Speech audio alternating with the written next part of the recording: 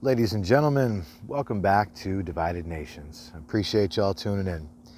So I'd like to share some knowledge and information that I learned a long time ago, and now I'm seeing an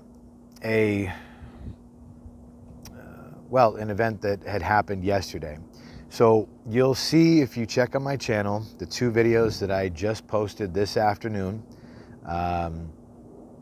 October 30th. Here it is. Yesterday, when I did these videos where I was pointing my camera up at the sky, I saw that there were two clouds that were purple and blue, colorish, purple, blue, and white. Obviously, as soon as you see them, you know that obviously it's not normal. The reason I wanted to share it is because of the simple fact that it's unusual. And I wanted to point out something that you don't necessarily see every single day, you know, but from time to time. I'm what you call a sky watcher. I'm always watching the sky. I'm always paying attention to the changes in the sky. It's kind of habitual. I kind of can't help it. It's like I love looking at the sky. I love the earth. The sky is beautiful. But because there's been so many changes, going back to solar radiation management. So there is a government program that NASA's been doing for a while. It actually goes back to the 50s and cloud seeding. And what do you know, Bill Gates is also a part of some stuff that's going on.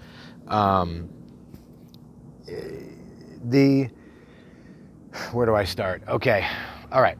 So basically there's a few main elements that they spray in the sky, okay? It is trimethyl aluminum, lithium, barium, and strontium, okay? Essentially what they do is it allows them to track what they call neutral clouds. It also allows them to track weather up in the upper ionosphere, upper atmosphere, tell them where the wind directions are going. It tells them this, that, whatever. What they're not telling us is, at our expense, the fact that all this stuff is being sprayed in our skies, we're breathing it in. That's another subject, but yet it still correlates and is still connected to this issue. So getting back to the videos that I made. The videos that I made yesterday, I show a cloud that is this purplish blue color that was strange. And as I'm looking at it, I'm taking this 1 minute quick video, whatever I had to get back to. You know, I was barbecuing, so I needed to, you know, focus on my food so I didn't burn it, you know what I'm saying? So I need to stay focused. So check this out. So I go inside for like 2-3 minutes, right? I come back out, that cloud is gone. And it was a pretty big size cloud, right? I mean, if you look like right here, like see how big this cloud is right there? Like say it was maybe, I don't know, 25% of that cloud. It's still a decent sized cloud.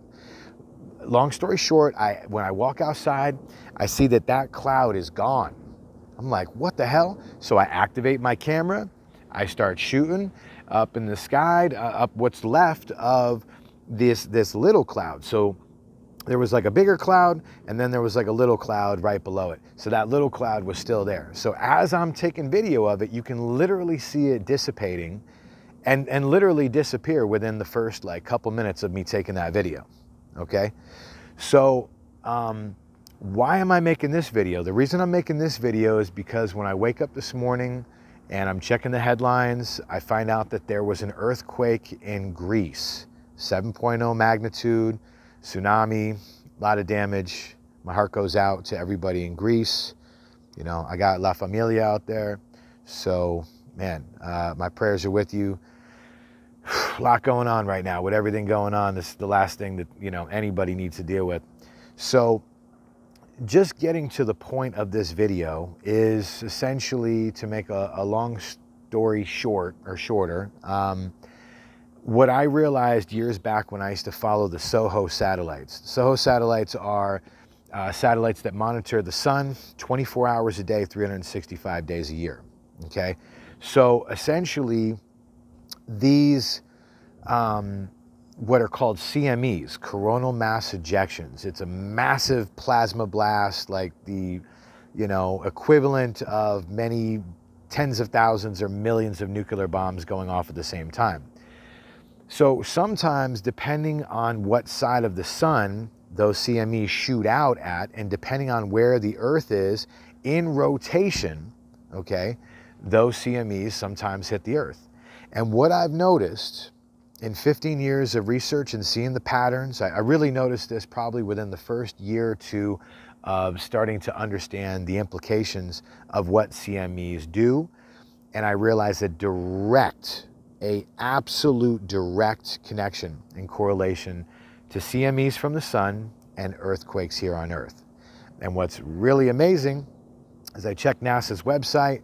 They didn't really talk too much about it. I checked spaceweather.com, a couple others, and they actually confirmed there is a storm cloud, a plasma that's supposed to be passing by the Earth on November 1st. What it means is also, there was also a CME yesterday. So you want to say either that's the biggest coincidence ever or not. This is not like a conspiracy video. That's not what it is. I'm just connecting information that correlates directly to each other so that people understand that there is definitely a correlation and a connection between the activity of our sun and the earthquakes here on Earth.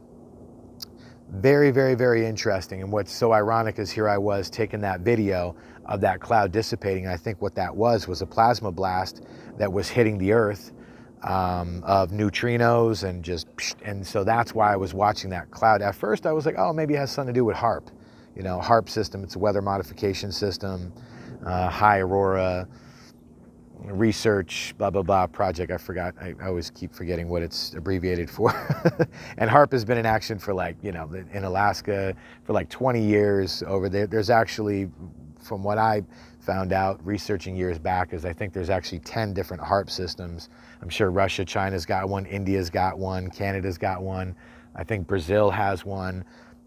There's quite a, anyway, that's another subject, but that's not what it was in my personal opinion. I thought that it had something to do with HARP, but now I see that it had more of a direct connection to a CME, a coronal mass ejection from the sun, happened right around that same time. And then here it is, Greece gets hit with that earthquake yesterday, but I didn't know that yesterday. I found out today. So yeah, very, very interesting. Yeah, this is something I haven't talked about on my YouTube channel specifically. It's the first time. So I wanted to share that knowledge with you guys, and very interesting, isn't it? You learn something new every day. Please be sure to like and share my videos. If you respect and you like the content I'm putting out, you know, please share and, you know, help to get the word out. I definitely appreciate all of you. Thank you very much. And I will see you on the next one. Have a good day.